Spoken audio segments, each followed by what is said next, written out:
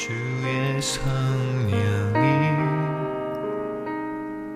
내게 임하셨으니. 오늘 저희들에게 주시는 하나님의 말씀은 레위기 14장 1절부터 20절까지의 말씀입니다. 찾으신 줄 알고 읽겠습니다. 여호와께서 모세에게 말씀하여 이르시되 나병 환자가 정결하게 되는 날의 규례는 이러하니 곧 그 사람을 제사장에게로 데려갈 것이요 제사장은 진영에서 나가 진찰할지니 그 환자에게 있던 나병 환부가 나았으면 제사장은 그 정결함을 받을 자를 위하여 명령하여 살아있는 정결한 새 2마리와 백향목과 홍색실과 우슬초를 가져오게 하고 제사장은 또 명령하여 그 새 하나는 흐르는 물 위 질긋 안에서 잡게 하고 다른 새는 산채로 가져다가 백향목과 홍색실과 우슬초와 함께 가져다가 흐르는 물 위에서 잡은 새의 피를 찍어 나병에서 정결함을 받을 자에게 7번 뿌려 정하다 하고 그 살아있는 새는 들에 놓을지며 정결함을 받는 자는 그의 옷을 빨고 모든 털을 밀고 물로 몸을 씻을 것이라. 그리하면 정하리니 그 후에 진영에 들어올 것이나 자기 장막 밖에 이레를 머물 것이요 7째 날에 그는 모든 털을 밀되 머리털과 수염과 눈썹을 다 밀고 그의 옷을 빨고 물에 몸을 씻을 것이라. 그리하면 정하리라. 8째 날에 그는 흠없는 어린 순양 2마리와 1년 된 흠없는 어린 암양 1마리와 또 고운 가루 10분의 3 에바에 기름 섞은 소재물과 기름 1록을 취할 것이요 정결하게 하는 제사장은 정결함을 받을 자와 그 물건들을 회막문 여호와 앞에 두고 어린 순양 1마리를 가져다가 기름 1록과 아울러 속건제로 드리되 여호와 앞에 흔들어 요제를 삼고 그 어린 순양은 거룩한 장소 곧 속죄제와 번제물 잡는 곳에서 잡을 것이며 속건제물은 속죄제물과 마찬가지로 제사장이 돌릴지니 이는 지극히 거룩한 것이니라. 제사장은 그 속건제물의 피를 취하여 정결함을 받을 자의 오른쪽 깃뿌리와 오른쪽 엄지손가락과 오른쪽 엄지발가락에 바를 것이요 제사장은 또 그 1록의 기름을 취하여 자기 왼쪽 손바닥에 바르고 그 오른쪽 손가락으로 왼쪽 손에 기름을 찍어 그 손가락으로 그것을 여호와 앞에 7번 뿌릴 것이요 손에 남은 기름은 제사장이 정결함을 받을 자의 오른쪽 깃뿌리와 오른쪽 엄지손가락과 오른쪽 엄지발가락 곧 속건제물의 피 위에 바를 것이며 아직도 그 손에 남은 기름은 제사장이 그 정결함을 받는 자의 머리에 바르고 제사장은 여호와 앞에서 그를 위하여 속죄하고 또 제사장은 속죄제를 드려 그 부정함으로 말미암아 정결함을 받을 자를 위하여 속죄하고 그 후에 번제물을 잡을 것이요 제사장은 그 번제와 소제를 제단에 드려 그를 위하여 속죄할 것이라. 그리하면 그가 정결하리라. 아멘. 레위기는 27장까지 있는데 그중 정한 것과 부정한 것을 구분하는 정결 규례가 무려 11장에서 15장까지 총 5장에 걸쳐 할애되어 있습니다. 11장은 깨끗한 생물과 부정한 생물에 대해 알려주고 12장은 월경 및 아기를 낳았을 때 정한 상태와 부정한 상태를 알려주고 15장은 남성의 설정과 관련해서 정한 상태와 부정한 상태를 알려줍니다. 즉 죽음과 생명과 관련한 정결 규례입니다. 그런데 중간에 끼어있는 13장과 14장은 나병에 대해 집중적으로 다루면서 어떤 상태가 나병인지 말하고 또한 나병에 걸린 상태는 부정하며 이에 나병에 대해 어떤 조치를 취해야 하는지 알려주고 있습니다. 나병은 몸속의 뼈까지 침투하는 세균의 활동으로서 눈썹, 얼굴, 코 및 귀가 일그러지는 병입니다. 심지어 뼈가 녹아내려서 손가락과 발가락이 떨어져 나갑니다. 그런데 피가 흐르지 않아서 지체가 떨어져 나가도 사람은 죽지 않습니다. 나병에 걸려 죽게 되는 극한 상태는 눈, 귀, 입, 코, 손가락, 발가락, 온몸의 피부 등이 일그러지고 제자리에서 떨어짐으로 역한 냄새와 함께 진물이 나고 그 모습은 극한 흉측함으로 극한 비정상 및 불균형 그리고 무질서한 모습을 나타냅니다. 일반적으로 나병에 걸린 사람을 보는 것만으로도 사람은 본능적으로 역겨움과 두려움을 느낍니다. 그리고 그 모습이 징그럽고 또한 냄새가 역하기 때문에 멀리 피하거나 도망치도록 되어 있습니다. 특히 나병은 신경 조직에 균이 침입함으로 국부적으로 마비 증세를 일으킵니다. 따라서 나병이 침투한 부분은 바늘로 찔러도 전혀 통증을 느끼지 못합니다. 또 한 가지 나병의 특징은 그 병의 원인에 대해 아무도 모른다는 데 있습니다. 사실 동물에게서는 나병에 걸린 사례가 역사 가운데 단 한 번도 없었습니다. 오직 사람에게만 있었던 병이 나병입니다. 따라서 고대 히브리인들은 나병을 죄에 대한 하나님의 형벌로 생각하였습니다. 사실 나병 환자들이 전부 해당하는 것은 아니지만 구약 성경에서는 하나님의 심판에 의해 나병이 걸린 사례들이 여럿 나타납니다. 먼저 하나님은 모세를 불러 출애굽의 사역을 맡기실 때 몇 가지 기적을 보여주시는데 이때 그중 한 가지 기적이 나병을 주기도 하시고 거두기도 하신다는 사실이었어요. 여호와께서 모세에게 이르시되 내 손을 품에 넣으라 하시매 그가 손을 품에 넣었다가 내어보니 그의 손에 나병이 생겨 눈같이 된지라. 이르시되 내 손을 다시 품에 넣으라 하시매 그가 다시 손을 품에 넣었다가 내어보니 그의 손이 본래의 살로 되돌아왔더라. 신명기에서는 여호와 하나님께서 거룩한 백성에게 명하시기를 나병에 대해서는 따로 특별하게 다룰 것을 요구하십니다. 너는 나병에 대하여 삼가서, 굉장히 조심하란 말이죠. 너는 나병에 대하여 삼가서 레위 사람 제사장들이 너희에게 가르치는 대로 내가 힘써 다 정확하게 지켜 행하되 너희는 내가 그들에게 명령한 대로 지켜 행하라. 다윗이 북이스라엘과 통일제국을 이루기 위해 북이스라엘의 군대 장관 아브넬을 받아들였을 때 남유다의 요압 장군이 그를 몰래 살해합니다. 이때 다윗은 큰 충격을 받고 한없는 노여움 가운데 요압에게 저주를 내리는데 이때 나병의 저주를 내립니다. 이는 다윗의 의식 속에 하나님은 나병으로 심판하신다는 사실을 알고 있었다는 의미예요. 그 후에 다윗이 듣고 이르되 넬의 아들 아브넬의 피에 대하여 나와 내 나라는 여호와 앞에 영원히 무죄하니 그 죄가 요압의 머리와 그의 아버지의 온 집으로 돌아갈지어다. 또 요압의 집에서 나병 환자가 끊어지지 아니할지로다 하니라. 민수기 12장을 보면 미리암과 아론이 대수롭지 않은 일로 모세를 비방하였는데 이때 하나님은 미리암에게 나병을 주십니다. 구름이 장막 위에서 떠나갔고 미리암은 나병에 걸려 눈과 같더라. 아론이 미리암을 본즉 나병에 걸렸는지라. 아론이 이에 모세에게 이르되 슬프다 내 주여 우리가 어리석은 일을 하여 죄를 지었으나 청하건대 그 벌을 우리에게 돌리지 마소서. 그가 살이 반이나 썩어 모태로부터 죽어서 나온 자같이 되지 않게 하소서. 모세가 여호와께 부르짖어 이르되 하나님이여 원하건대 그를 고쳐 주옵소서. 그래서 다행히 모세의 누인 미리암은 나병에서 낫게 됩니다. 하지만 이 사건은 뚜렷하게 하나님께서 나병으로 미리암을 치신 것을 알려줍니다. 남유다의 우시야 왕은 그의 권력이 든든해지자 교만하여졌습니다. 그러자 그는 감히 하나님께서 엄중하게 금하신 선을 넘어 대제사장처럼 여호와의 성전에 들어가서 향단에 분향하려 하였습니다. 그러자 그의 이마에 나병이 발생하였습니다. 이 역시 분명한 하나님의 심판이었습니다. 그가 강성하여짐에 그의 마음이 교만하여 악을 행하여 그의 하나님 여호와께 범죄하되 곧 여호와의 성전에 들어가서 향단에 분향하려 한지라. 우시아가 손으로 향로를 잡고 분향하려 하다가 화를 내니 그가 제사장에게 화를 낼 때에 여호와의 전안 향단 곁 제사장들 앞에서 그의 이마에 나병이 생긴지라. 우시아 왕이 죽는 날까지 나병 환자가 되었고 나병 환자가 되매 여호와의 전에서 끊어져 별궁에 살았으므로 그의 아들 요담이 왕궁을 관리하며 백성을 다스렸도다.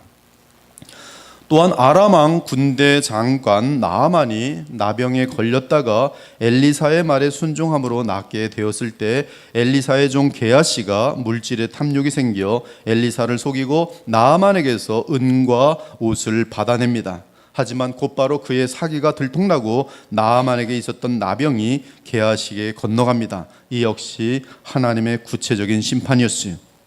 엘리사가 이르되 한 사람이 수레에서 내려 너를 맞이할 때 내 마음이 함께 가지 아니하였느냐.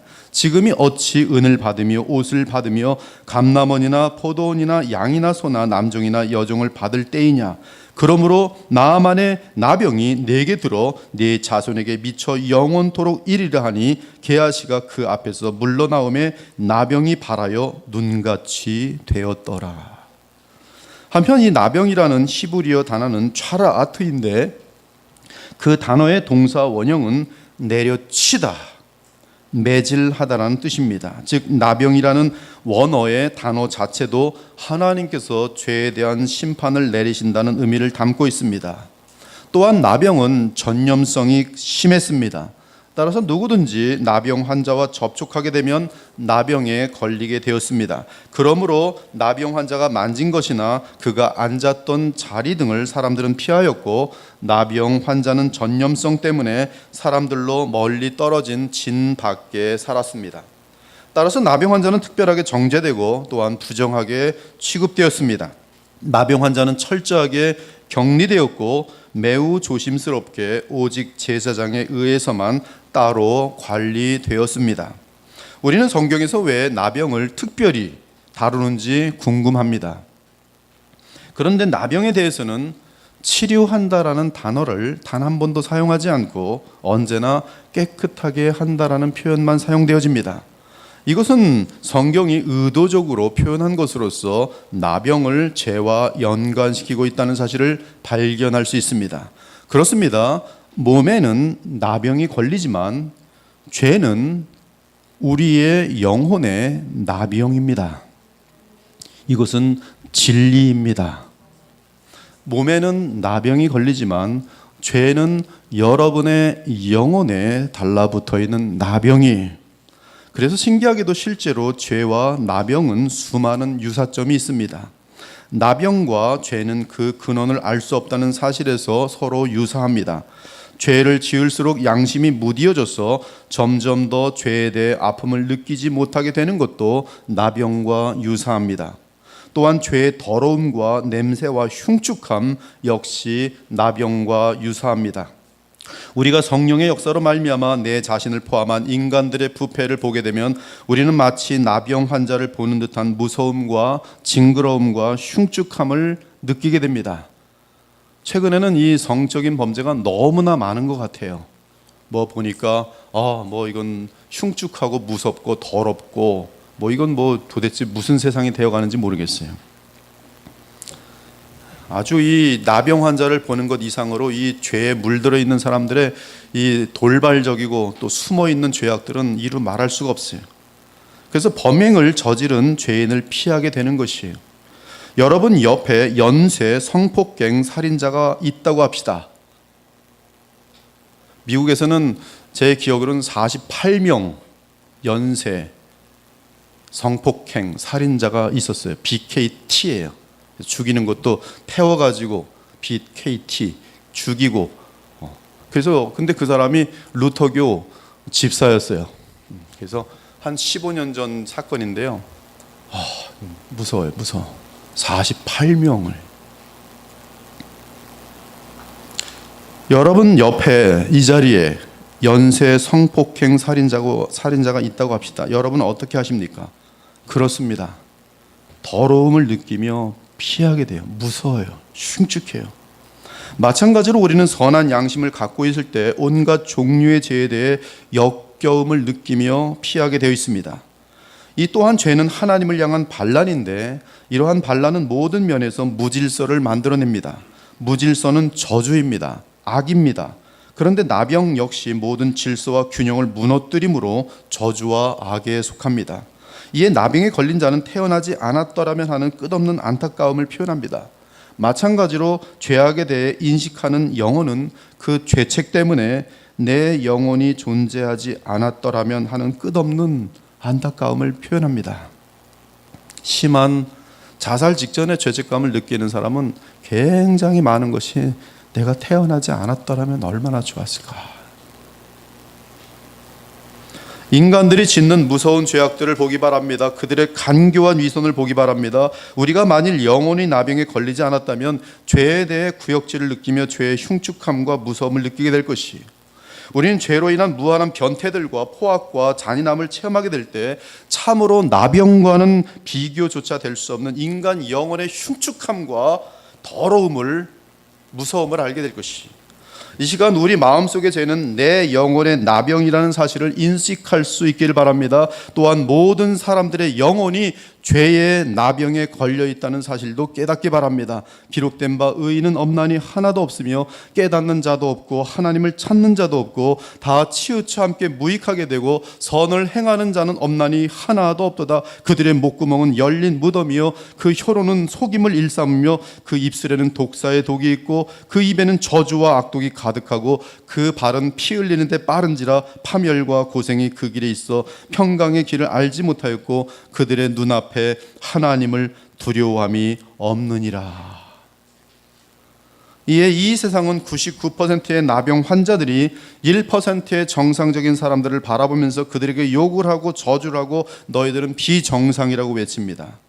이 세상은 완전하게 정상이셨던 의로우신 예수 그리스도를 가장 더럽고 악한 죄인으로 만들더니 십자가에 죽였습니다. 그러나 노아의 때와 같이 하나님은 장래 어느 날 더럽고 흉측한 이 세상의 죄와 죄인들 그리고 가장 추잡하고 더러운 흉측한 마귀들을 다 멸하실 것입니다. 그들이 아무리 숫자가 많더라도 하나님은 불의와 더러움에 속한 영적인 나병인 죄를 완전하게 제거하시고 새롭게 하실 것이. 우리가 나병에 걸릴 경우 나병의 균을 반드시 제거해야 문제가 해결되듯이 하나님은 우리에게 아무리 작은 머리털만한 죄라도 있다면 그 죄를 다 제거하실 것입니다. 그 이유는 천국에는 결코 영육간의 나병이 허락될 수 없기 때문입니다. 그곳에서 나병은 너무나 위험한 요소인지라 결코 나병 환자를 허락할 수 없을 것입니다.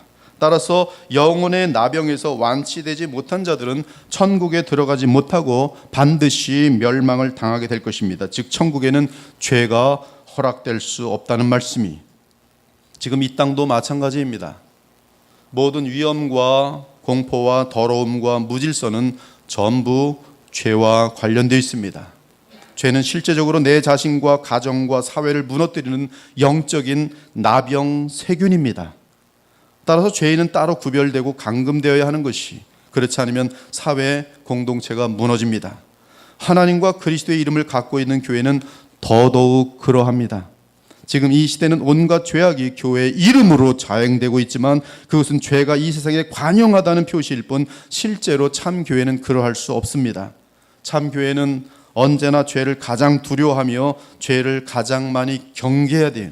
참 교회의 표지에는 그래서 권징이 있는 것이, 교회의 목표는 거룩이란 말씀이, 이는 죄는 영적인 나병 세균이기 때문에 교회는 대단히 예민하게 다루어야 합니다. 구약에서 나병은 사람에 의해 치유가 불가능했습니다. 제사장도 나병을 치유하는 것이 아닙니다. 나병이 발생했는지 나병이 참으로 사라졌는지 자세히 조사하고 그 결과를 공동체에 선포하는 것이 제사장의 역할이었습니다. 죄 역시 사람에 의해 깨끗하게 될 수 있는 문제가 아닙니다. 죄 문제는 오직 하나님만이 하나님의 방법으로 해결할 수 있습니다. 그 방법은 우리가 잘 아는 것처럼 단 한 가지의 방법 외에 그 길이 없으니 십자가의 복음과 성령의 역사인 것이. 레위기 14장을 보면 나병이 하나님의 전능하신 능력에 의해 치유되어 깨끗하게 되었는지 제사장이 확인하는 내용입니다. 그래서 나병에서 깨끗하여졌으면 그 사람은 진 밖에서 공동체 안으로 들어오게 됩니다. 그러면 다시 하나님과의 교통이 가능하게 되고 또한 주의 거룩한 백성과 교통이 가능하게 됩니다. 마찬가지로 우리가 죄를 품고 있을 때 그리고 우리의 영혼이 죄책을 느끼고 있을 때는 결탄코 하나님과의 교통이 가능하지 않습니다. 또한 주의 거룩한 백성과의 교통도 가능하지 않습니다. 그러나 죄를 회개하고 그리스도의 보혈을 의지하는 가운데 일어서면 다시 하나님과 그분의 백성과 교제가 가능해집니다. 우리는 히브리서를 통해 구약과 신약의 관계를 자세히 연구해 왔습니다.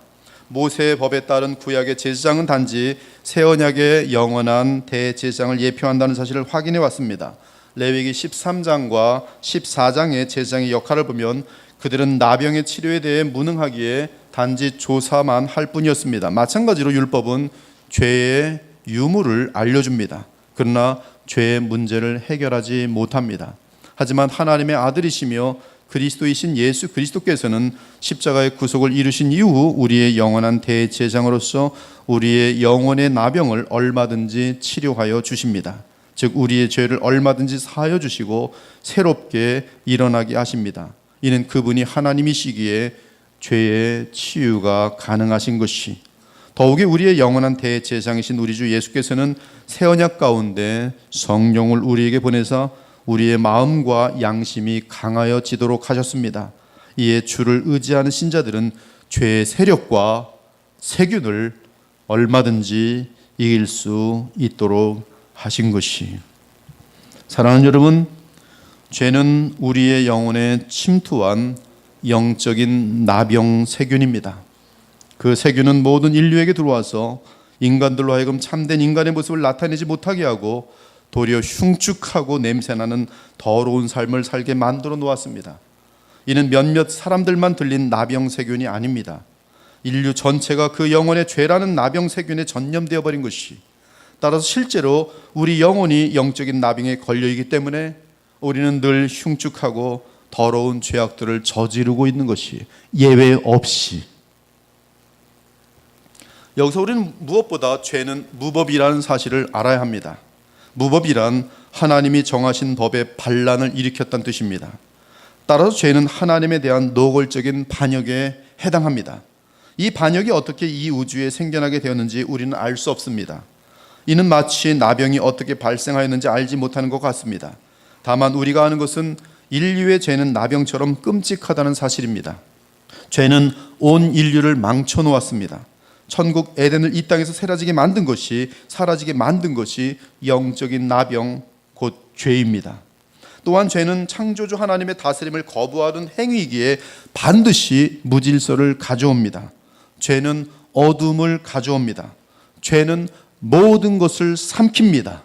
여러분들이 100년 동안 성실히 수고하도 죄 하나에 그 100년의 수고는 그냥 흑암 속에 들어가는 것처럼 다 무너져 들어가게 돼 있어요.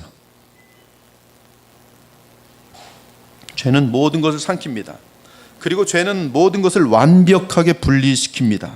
그러므로 죄가 있는 곳에는 평강이 있을 수 없고 오직 다툼과 이기심과 분리가 있어요. 지금 죄의 속성은 정확하게 나병세균의 특성하고 지금 동일하단 말씀이에요. 영적으로도.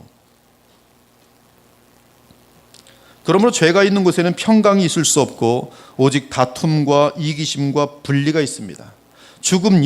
우리의 죽음 역시 죄로 인한 것으로서 우리의 영혼과 우리 몸이 분리되는 것이, 사람들 사이에서도 하나됨을 무너뜨리는 것 역시 다름 아닌 죄입니다. 죄는 차갑고 딱딱하고 더럽고 악한 자기 중심적인 교만과 이기심을 낳습니다. 나아가 죄는 죄를 짓는 주체를 속여 죄가 얼마나 무서운 결과를 가져오는지 무지하게 만들고, 그래서 죄를 짓는 사람들은 끝까지 속일 수 있는지 알고 죄로 달려가는데요, 스스로가 속는 거예요. 죄가 자신을 속여요. 안 들키겠지. 안 들키긴 왜 안 들킵니까? 다 누군가 알고 있어요. 이 얼마나 무서운 결과를 가져오고 있는지, 이 정도 죄악 괜찮겠지, 이 정도는 괜찮겠지, 그것으로 인해서 얼마나 무서운 결과들이 앞으로 나타나게 될 것인지 무지하게 만들고, 어느새 인간의 양심을 화인맞게 하여 죄에 대한 가책마저 느끼지 못하게 만듭니다. 그런데 나병은 이러한 죄의 속성을 그대로 반영하고 있단 말씀이, 나병은 사람들에게 혐오감을 주기 때문에 정상적인 공동체로부터 분리되고 격리됩니다. 그리고 나병은 철저하게 온몸의 신경을 하나씩 마비시켜 나가서 나중에는 아무런 아픔조차 느끼지 못하게 합니다. 이는 정상적인 신경의 기능과 능력을 파괴하는 것을 의미합니다. 마찬가지로 죄도 우리의 모든 영적인 기능들과 능력을 철저하게 파괴시키는 것이, 또한 나병에 걸린 사람들은 하나님과의 교통이 허락되는 예배에 참여할 수 없었습니다. 그들의 눈과 마음은 흐려짐으로 하나님과 관련한 섬김에 참여할 수 없었습니다. 그러므로 하나님과의 교통이 끊어진 상태에 있으니 그들은 더욱 무질서하게 되고 주의 법을 지킬 수 없게 되었던 것이, 마찬가지로 죄는 우리로 하여금 하나님과 차단되게 하고 그리고 내 멋대로 모든 것을 행하게 하지만 이는 결국 하나님 없이 무질서와 더러움과 멸망으로 향할 뿐입니다. 그러므로 죄가 관영하는 것은 개인이든 가정이든 교회이든 사회든 심지어 나라이든 반드시 무너질 수밖에 없도록 되어 있습니다. 그 이유는 죄는 영적인 나병의 균이기 때문이에요. 로마가 무너진 이유는 죄 때문이에요.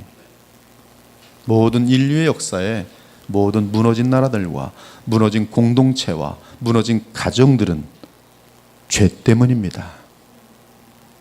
여러분 개인이 무너져 영원한 멸망에 떨어지는 이유도 죄 때문이. 사랑하는 여러분, 인류 역사 속에서 인간들은 언제나 죄의 현상을 고치려고 하였지 죄 그 자체를 해결해 보려고 하지 않았습니다. 아마도 인간의 깊은 의식 속에서 죄를 해결한다는 것은 불가능한 것임을 알았기 때문일 것입니다. 그러나 아무리 죄의 현상인 죄악에 대해 그 어떤 조치를 취하여도 여전히 모든 인류 가운데 있는 영적인 나병을 해결하지 못하였습니다. 그러나 그 병을 해결하실 수 있는 분이 우리에게 오셨으니 바로 독생하신 하나님 그분이셨어요. 하나님은 인류의 죄 문제를 치료하시기 위해 그분의 아들을 세상에 보내기로 하셨습니다. 그리고 그 아들은 친히 이 땅에 오셔서 인류의 죄 문제를 해결하시기로 하셨습니다. 그 방법은 십자가와 부활이었어요. 십자가에서 세상의 죄를 다 해결하고 그리고 부활하심으로 말미암아 믿는 자들에게 거룩한 생명을 나누어 주심으로 그들이 새롭게 일어나 새로 삶을 시작하게 하는 방법이었습니다. 그 방법은 구약에서도 수많은 모양과 상징을 통해 뚜렷하게 미리 알려주신 바 되었고 이에 그 실체가 나타났을 때 조금 더 헷갈리지 않도록 충분한 계시가 구약 백성들에게 주어졌던 것이, 그러기에 우리는 레위기 13장과 14장에서 대단히 많은 풍성한 복음의 역사를 정확하게 예표 받으면서 발견하게 되는 것이. 자, 레위기 14장에 기록된 나병의 치유 과정을 살펴보면 비록 제사장은 나병을 치유하지는 못했지만 하나님께 나병을 치유해달라고 나병 환자를 위해 많은 기도를 드렸을 것이고 그들 중에 어떤 이들은 참으로 불치의 병 나병에서 완치되는 사례들이 있었을 것입니다. 그렇기 때문에 레위기 14장이 기록된 것이, 분명히 진밖에 나병에 걸려서 나갔던 사람인데 나서 나았는지 확인해 달라는 것이, 확인해 보니 정말로 나은 것이. 그래서 나은 자들에 대한 정결 예식 내용이, 율법이 레위기 14장이란 말씀이, 즉 레위기 14장이 있다는 것은 실제로 나병에서 나온 사례들이 구약에 있었다는 말씀이. 이에 제사장들은 치유된 사실을 확인하고 정결 예식을 취하였습니다. 그런데 놀랍게도 제사장들이 취한 그 예식은 정확하게 인간의 죄 문제를 해결하는 하나님의 아들 예수 그리스도의 십자가와 부활을 알려주고 있다는 사실입니다. 할렐루야. 먼저 레위기 13장을 보면 나병의 판결 기준은 정확하게 두 가지입니다. 하나는 환부에 털이 난 경우고 다른 하나는 환부의 피부가 다른 곳보다 더 우묵하게 들어가는 경우입니다. 이 환부의 털이 휘어진 경우, 노란색도 있고 뭐 여러 가지 있지만 일단은 가장 흔한 것은 흰색인데요. 이 환부의 털이 휘어진 경우이고, 그리고 엔드로 묶입니다. 환부의 피부가 다른 곳보다 우묵하게 들어가는 경우, 이 두 가지 경우에 해당하면 그 병은 나병입니다. 그러나 두 가지 경우에 다 해당하지 않고 한 가지 경우에만 해당함으로 헷갈리는 경우는 7일간의 기간을 2번이나 더 두어 확인하게 됩니다. 그래서 결국 나병으로 판결되면 곧바로 그 사람은 부정하다고 선포되고 사회로부터 영구히 격리되는 것이, 그가 그 격리로부터 나올 수 있는 유일한 길은 하나님의 놀라운 기적에 의해 치유되는 방법에는 다른 것이 없었습니다.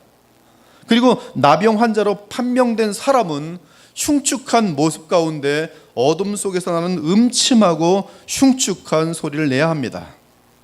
나병 환자로부터 제가 성경을 읽으면서 오는 분위기는 귀신들과 거의 방불이에요. 무섭습니다. 소리도 크게 소리 내야 돼요. 그 입술에 소리를 내리고, 소리는 원래 이렇게 터져나가야 되는데 그것을 감추는 것이죠. 근데 큰 소리를 내야 됩니다. 무정하다, 무서워요. 저 더 무섭게 흉내낼 수 있는데 여러분들이 다 무서워서 도망갈까 못하겠어요. 제가 만약에 검은 천까지 딱 입고 나병 환자처럼 좀 이렇게 포장을 하고 딱 소리를 크게 내면 굉장히 이상한 소리가 나면서, 나병 환자는 옷을 찢고 머리를 풀며 윗입술을 가리고 외치기를 이 단어는 큰 소리로 부정하다 부정하다 부정하다. 병 있는 날 동안은 늘 부정할 것이라 그가 부정한즉 혼자 살되 진영 밖에서 살지니라. 사실 구약에서 나병이 치료된 사례들이 있습니다. 물론 그 치유는 하나님의 치료하심입니다. 그러나 하나님은 선지자에게 치유의 방법을 알려주심으로 선자의 말을 순종하는 자에게 치유를 허락하셨습니다. 마찬가지로 모세의 율법이 주어진 이후에 제사장의 명을 따르는 여러 나병 환자들이 치유의 기적을 체험하였을 것이, 그 한 예가 아람 왕의 군대 장관 나아만 사건입니다. 나아만이 엘리사의 집 문에 서니 엘리사가 사자를 그에게 보내 이르되 너는 가서 요단강에 몸을 7번 씻으라 내 살이 회복되어 깨끗하리라 하는지라. 나아만이 노하여 물러가며 이르되 내 생각에는 그가 내게서 나와서 서서 그의 하나님의 여호와 이름을 부르고 그의 손을 그 부위에 흔들어 나병을 고칠까 하였도다. 다메섹 강 아바나와 바르바른 이스라엘의 모든 강물보다 낫지 아니하냐. 내가 거기서 몸을 씻으면 깨끗하게 되지 아니하랴 하고 몸을 돌려 분노하여 떠나니 그의 종들이 나와서 말하 이르되 내 아버지여 선자가 당신에게 큰 일을 행하라 말하였더라면 행하지 아니하였으리까. 하물며 당신에게 이르기를 씻어 깨끗하라 하라 한 이 말을 왜 듣지 아니하시나이까. 나아만이 이에 내려가서 하나님의 사람의 말대로 요단강에 7번 몸을 잠그니 7번 몸을 잠그니 그의 살이 어린아이의 살같이 회복되어 깨끗하게 되었더라. 7번을 잠글 때 쑥 들어갔다 나왔더니 팔이 났네, 쑥 들어가 나왔더니 얼굴이 났네 이랬더라면 신이 났겠죠. 그렇지 않습니다. 하나님의 기적은 아무 변화 없잖아. 이게 뭐야? 굉장히 갈등이 있을 거예요. 마지막에 7번째 담그고 나올 때 어린아이처럼 하얗게 된 것이, 가나의 혼인잔치 그 아구까지 물을 채울 때 끝까지 해봐야 돼요. 이 사건에서도 나아만의 나병이 깨끗하게 되었다는 표현을 사용하고 있고 그 치유 방법 역시 하나님의 명에 따르는 데 있었습니다. 즉 요단강에서 7번 몸을 잠그는 것이, 신약에서 예수께서 사역하실 때 한 나병 환자가 예수님께 나왔습니다. 한 나병 환자가 나와 절하며 이르되 주여 원하시면 저를 깨끗하게 하실 수 있나이다 하거늘 예수께서 손을 내밀어 그에게 대시며 이르시되 내가 원하노니 깨끗함을 받으라 하시니 즉시 그의 나병이 깨끗하여진지라. 예수께서 이르시되 삼가 아무에게 드리지 말고 다만 가서 제사장에게 네 몸을 보이고 모세가 명한 예물을 드려 그들에게 입증하라 하시니라. 또한 죄를 사하고 죄를 이기게 하는 메시아의 사역에는 초기에 나병 환자를 깨끗하게 하는 사역이 들어있었습니다. 이에 세례 요한에게도 예수님께서 자기 자신이 메시아인 사실을 증거할 때 특이하게 나병 환자를 치유한다는 사실을 알려줍니다. 나병 환자를 치유하니 세례 요한아 의심하지 말고 나는 곧 메시아란 뜻이. 이는 죄와 나병의 상관성을 매우 깊게 알려주고 있는 것이, 메시아가 왜 왔는가? 바로 우리의 죄를 대속하기 위하여 오셨는데 그 표현을 세례 요한에게 분명히 보여줄 때에 나병을 치유한다라. 가면서 전파하여 말하되 천국이 가까이 왔다 하고 병든 자를 고치며 죽은 자를 살리며 나병 환자를 깨끗하게 하며 귀신을 쫓아내되 너희가 거저 받았으니 거저 주라. 예수께서 세례 요한의 그 종에게 대답하여 이르시되 너희가 가서 듣고 보는 것을 요한에게 알리되 맹인이 보며 못 걷는 사람이 걸으며 나병 환자가 깨끗함을 받으며 못 듣는 자가 들으며 죽은 자가 살아나며 가난한 자에게 복음이 전파된다 하라. 누구든지 나로 말미암아 실족하지 아니하는 자는 복이 있도다 하시니라. 한편 레위기 14장은 나병으로 판명된 자가 이스라엘 진 밖으로 나가 있다가 하나님의 치료하심에 의해 다 나은 경우 그는 반드시 이스라엘 공동체 안으로 들어오기 전에 거치는 정결 예식을 묘사합니다. 그 정결 예식은 2차에 걸쳐 행하여집니다. 제1차 예식은 제사장이 진 밖으로 나가서 나병 환자를 확인한 후에 그의 병이 나은 것을 확인하면 그 사람이 정결해졌다고 선포하는 의식입니다. 이 정결 의식을 치르고 나면 그 나병 환자는 이스라엘 진 안으로 들어올 수 있습니다. 아직 자기 장막에 들어오지 못하지만 진 안으로는 들어올 수 있어요. 그리고 제2차 정결 예식은 1차 정결 예식을 치른 7일 후 곧 8일째 되는 날에 집행되었는데, 이때 제사장은 치유된 나병 환자를 위하여 성막에서 속죄제와 번제 등의 희생 제사를 여호와께 드렸습니다. 이처럼 제2차 성결 예식을 치르고 난 이후에야 비로소 그 나병 환자는 자기 가족이 있는 자기 장막으로 되돌아갈 수 있었습니다. 그런데 이제 여러분의 본문, 이제 주보를 보시면 본문이 있어요. 주보를 보시면 본문 4절을 보면 제사장은 그 정결함을 받을 자를 위해 살아있는 정결한 새 2마리와 살아있는 정한 새인데 어떤 것들이 부정한가? 새인데 날지 않은 새들은 부정해요. 그러니까 하나님의 창조의 법칙에서 벗어나 있는 것들은 부정합니다. 새는 날아야 돼요. 그래서 이 타조 같은 것들은 부정해요. 날지 않고 뛰어다니니까. 아무튼 지금 그 정한 새 2마리를 준비해서 백향목과 홍색실과 우술초를 준비합니다. 그리고 살아있는 정결한 새 2마리 중 1마리는 흐르는 물로 넘치는 질그릇 안에서 죽여서 그 피를 취합니다. 이 질그릇이는데 물이 흐르는 거예요. 물을 계속 따라주고 있고, 그리고 그 물 안에서, 질그릇 안에서 이 살아있는 이 새를 죽여서 그 피를 받아냅니다. 그리고 다른 1마리는 백향목, 살아있는 새 1마리가 따로 있죠. 다른 1마리는 백향목 나무가지에 우술초 줄기와 더불어 홍색실로 묶어 그 죽은 새에서 받아낸 피에 몸을 적시게 한 후 넓은 들판으로 날려 보냅니다. 그럼 그 새는 이제 마음껏 날아다니는 것이죠. 그 새는 이제 방금 자기와 함께 있었던 다른 새의 피를 묻힌 상태에서 지금 날고 있는 그런 그림이 됩니다. 여기서 흐르는 물이 있는 질그릇 안에서 살아있는 새를 잡아 그 피를 받았다는 것은 예수 그리스도께서 인류의 대속을 위해 십자가상에서 쏟으신 물과 피와 관련될 수밖에 없습니다. 그중 한 군인이 창으로 옆구리를 찌르니 곧 피와 물이 나오더라. 또한 질그릇은 살아있는 정결한 새의 피를 흘리게 한 도구인 것을 볼 때, 왜 피를 흘리게 만들었는가? 그 도구인 것을 볼 때 그리스도의 보혈과 그 보혈로 인한 생명수 대신 성령을 간직한 구원받은 성도들을 상징합니다. 우리가 이 보배를 질그릇에 가졌으니 이는 심히 큰 능력은 하나님께 있고 우리에게 있지 아니함을 알게 하려 함이라. 한편 들판으로 날려 보낸 새는 나병 환자가 그 병과 부정에서 해방되어 자유케 된 것을 의미합니다. 이것은 정확하게 본문의 의미예요. 이는 예수 그리스도의 부활로 말미암아 그리스도의 보혈로 죄 사함을 받은 모든 성도들이 성령의 역사로 인하여 생명을 얻어 죄와 사망으로부터 해방된 것을 상징합니다. 이때 들에서 자유롭게 놓인 새는 백향목과 홍색실과 우슬초에 발린 정결한 죽은 새의 피로 7번 뿌림을 받고 정하다는 선포를 받은 나병 환자를 나타냅니다. 백향목은 품위가 있고 썩지 않으며 광택과 향기가 아름답고 오래 보존되는 나무입니다. 이 같은 나무가 나병 환자의 정결 의식에 사용된 것은 나병이 죄의 부패를 상징하는 반면 백향목은 죽음을 극복하는 생명의 능력 및 생명의 연속성을 상징하기 때문입니다.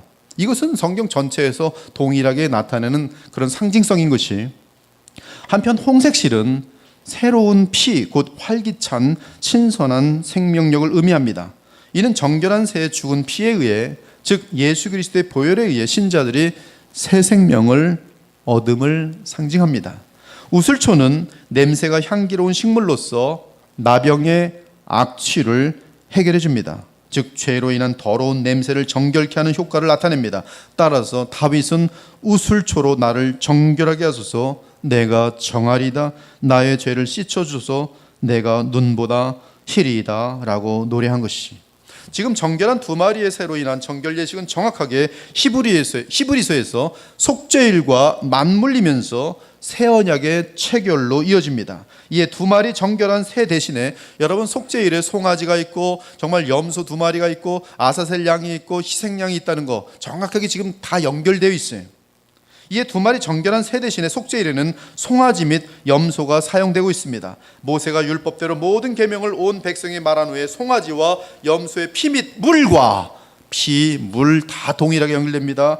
붉은 양털과 우슬초를 취하여 그 두루마리와 온 백성에게 뿌리며 이르되 이는 하나님이 너에게 명하신 언약의 피라 하고 또한 이와 같이 피를 장막과 섬기는 일에 쓰는 모든 그릇에 뿌렸느니라. 율법을 따라 거의 모든 물건이 피로써 정결하게 되나니 피 흘림이 없은즉 사함이 없느니라. 아무튼 레위기 14장의 정결 예식이 보여주는 복음적인 진리는 피 흘림이 없이는 죄사함이나 생명의 수여가 전혀 불가능하다는 사실입니다.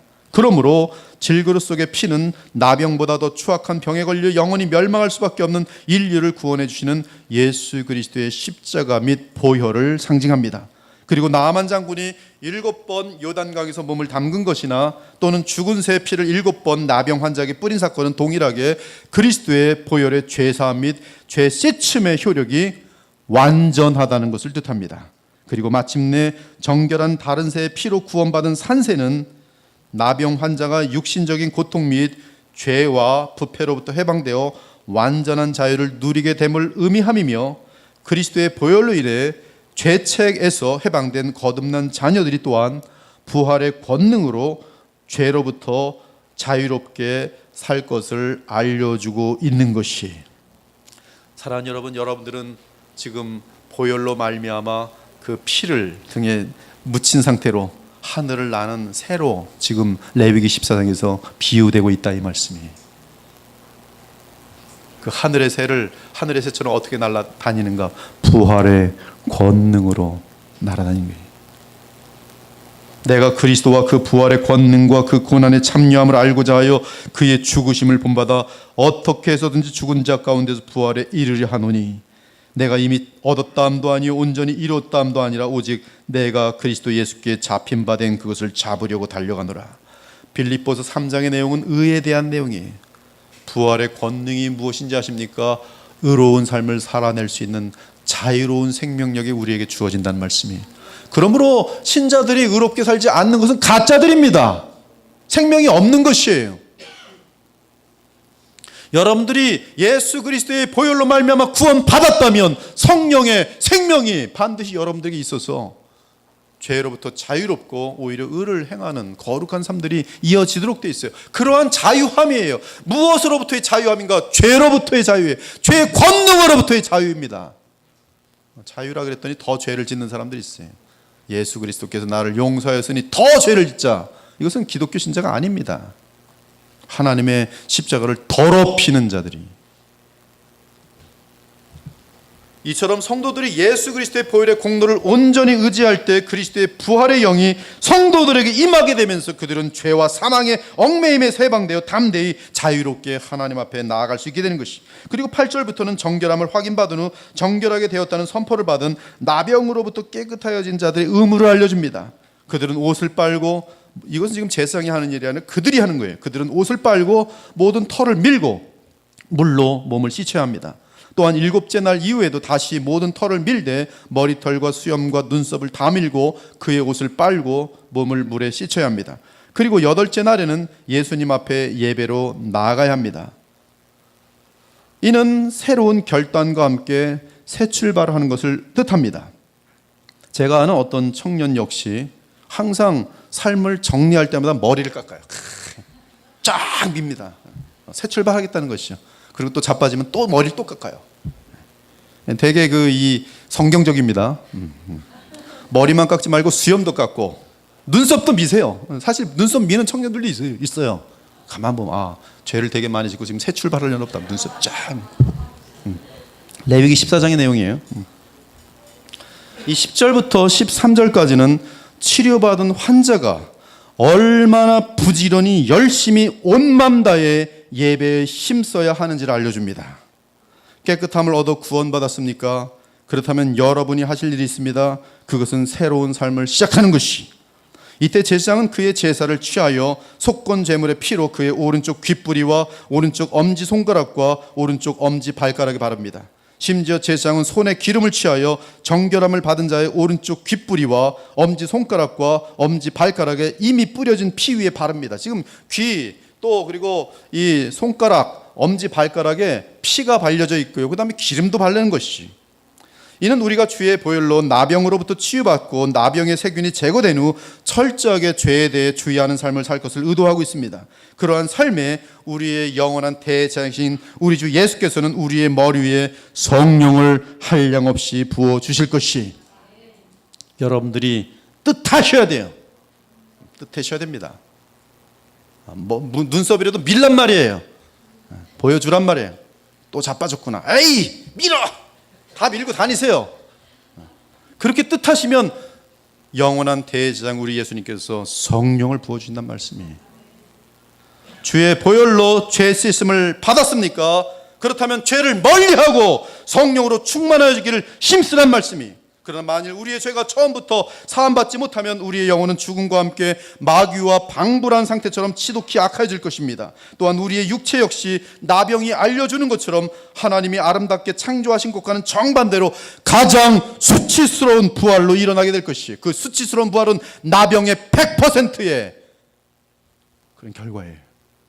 그때 수치스러운 가운데 일어나는 온몸이 뒤틀려 있고 더러운 냄새와 흉측함과 저주스러움으로 가득할 것이, 그리고 그 몸으로 불못으로 들어가는 것이, 땅이 티끌 가운데서 사는 자 중에 많은 사람이 깨어나 영생을 받는 자도 있겠지만 수치를 당하여서 영원히 부끄러움을 당할 자도 있을 것이라.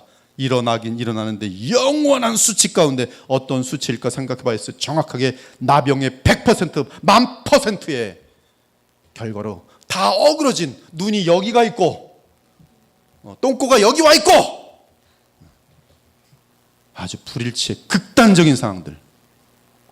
여러분, 동성 성관계 같은 것들은 그건 순리에서 벗어난 엄청난 영리입니다. 그것은 구역질나는 것이에요.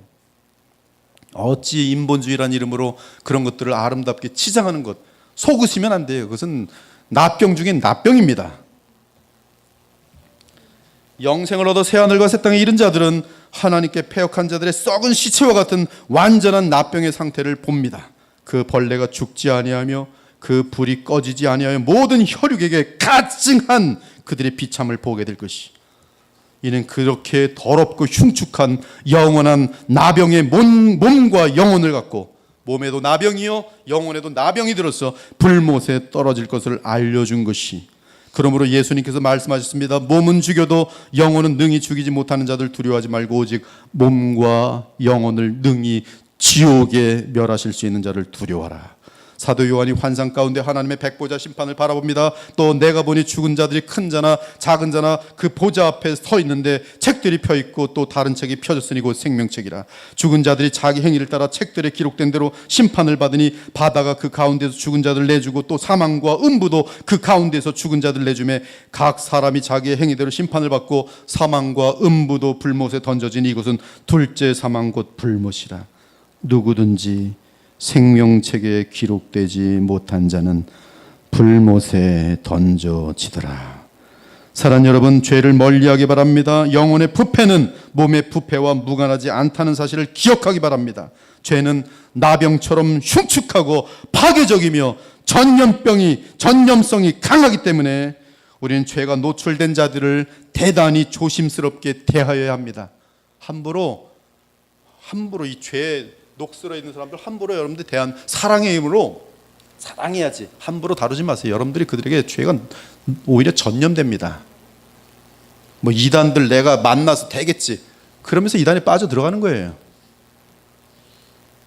형제들아, 사람이 만일 무슨 범죄한 일이 드러나거든 신령한 너희는 온유한 심령으로 그러한 자를 바로잡고 너 자신을 살펴보아 너도 시험을 받을까 두려워하라. 형제들아, 내가 너희를 권하노니 너희가 배운 교훈을 거슬러 분쟁을 일으키거나 거치게 하는 자들을 살피고 그들에게서 떠나라. 이 같은 자들은 우리 주 그리스도를 섬기지 아니하고 다만 자기들의 배만 섬기나니 교활한 말과 아첨하는 말로 순진한 자들의 마음을 미혹하느니라. 이제 내가 너희에게 쓴 것은 만일 어떤 형제라 일컫는 자가 음행하거나 탐욕을 부리거나 우상 숭배를 하거나 모욕하거나 술 취하거나 속여 빼앗거든 사귀지도 말고 그런 자와는 함께 먹지도 말라. 왜? 나병균이 너무 강하기 때문에. 밖에 있는 사람들을 판단하는 것이야 내게 무슨 상관이 있으려마는 교회 안에 있는 사람들이야. 너희가 판단하지 아니하랴. 밖에 있는 사람들은 하나님이 심판하시려니와 이 악한 사람은 너희 중에서 내쫓으라. 불의한 자가 하나님 나라를 유업으로 받지 못할 줄 알지 못하느냐? 미혹을 받지 말라. 음행하는 자나 우상 숭배하는 자나 간음하는 자나 탐색하는 자나 남색하는 자나 도적이나 탐욕을 부리는 자나 술 취하는 자나 모욕하는 자나 속여 빼앗는 자들은 하나님의 나라를 유업으로 받지 못하리라. 너희 중에 이와 같은 자들이 있더니 주 예수 그리스도의 이름과 우리 하나님의 성령 안에서 씻음과 거룩함과 의롭다 하심을 받았느니라. 당연히 이러한 삶에서 나오기 위해서 온 마음과 뜻을 다해야 되는 것이, 내가 여러 번 너에게 말하였거니와 이제도 눈물을 흘리며 말하노니 여러 사람들이 그리스도의 십자가의 원수로 행하느니라. 그들의 마침은 영원이요 멸망이요 그들의 신은 패요 그 영광은 그들의 부끄러움에 있고 땅의 일을 생각하는 자라. 뭐 이런 얘기들은 사실 저도 직장 생활을 한 11년 했기 때문에 할 얘기가 너무나 많아요. 너무너무 많습니다. 아침에 딱 가면 그냥 밤새 지은 죄악들을 자랑하는 거예요. 누가 더 센 죄를 졌는지 서로 경쟁이 붙습니다. 그래서 더 센 죄를 지은 사람 땅땅 와. 그 영광은 그들의 부끄러움에 있고 땅의 일을 생각하는지라.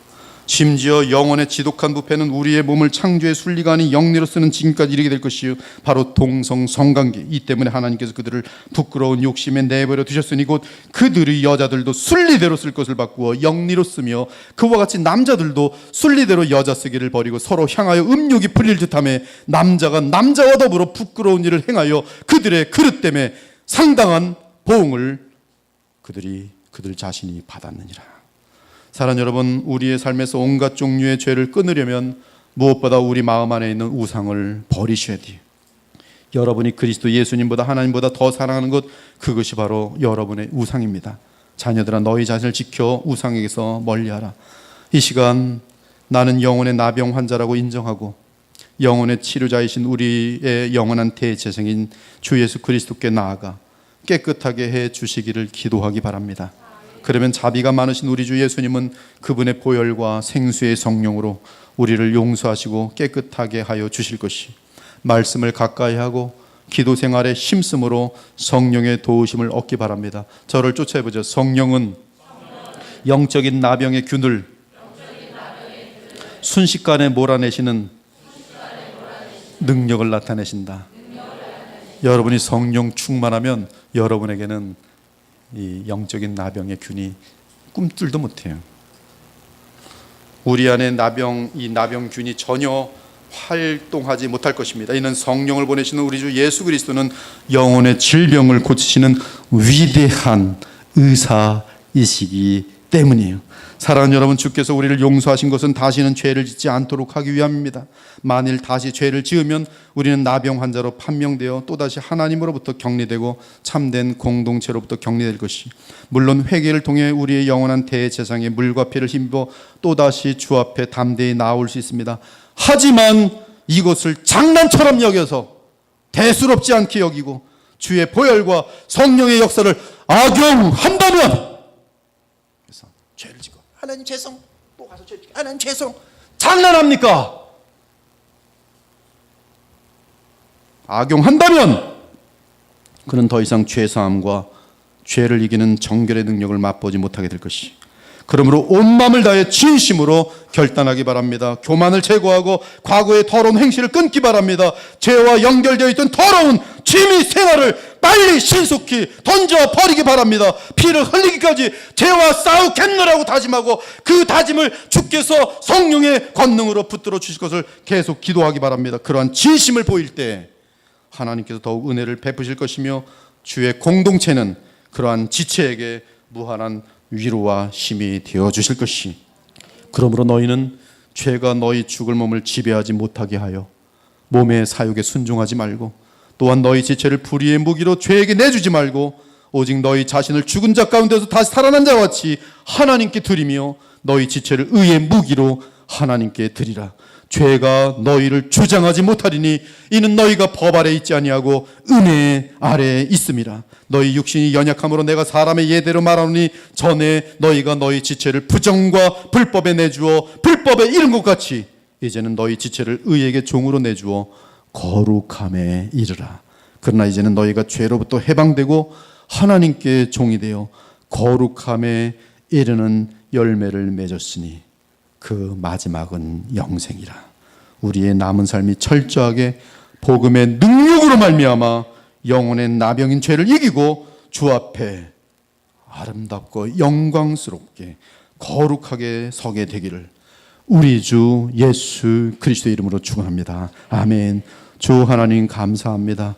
오늘 레위기 14장에 담겨 있는 나병에 대한 정결 예식을 통해서 우리가 복음과 연결시켜 보았습니다. 주 하나님, 오늘 이 말씀을 받고 저희 주의 백성들이 정말 죄에 대해서 심각하게 고민할 수 있도록 도와주시옵소서. 이 죄가 우리를 영원한 멸망에 떨어뜨린다는 사실을 알고 우리의 치료자 되시는 예수님께 신속히 나와 모든 죄를 사함 받을 뿐만 아니라 또한 주께서 보내시는 새 생명과 또 성령의 역사로 인하여 넉넉히 죄와 싸워 이기며 살아감으로 그리스도를 닮아가는 복된 주의 백성들이 되게 하여 주시옵소서. 이 어두운 세상에서 하나님의 백성을 찾으시며 일꾼을 찾으시는 주님, 이곳에 주의 일꾼들이 많이 모여 있는 것을 보고 이 시대를 향하여 위대하게 사용하시는 복된 교회가 그 지체들이 되게 하여 주시옵소서. 살아계신 우리 주 예수 그리스도의 이름으로 기도 올려옵나이다. 아멘.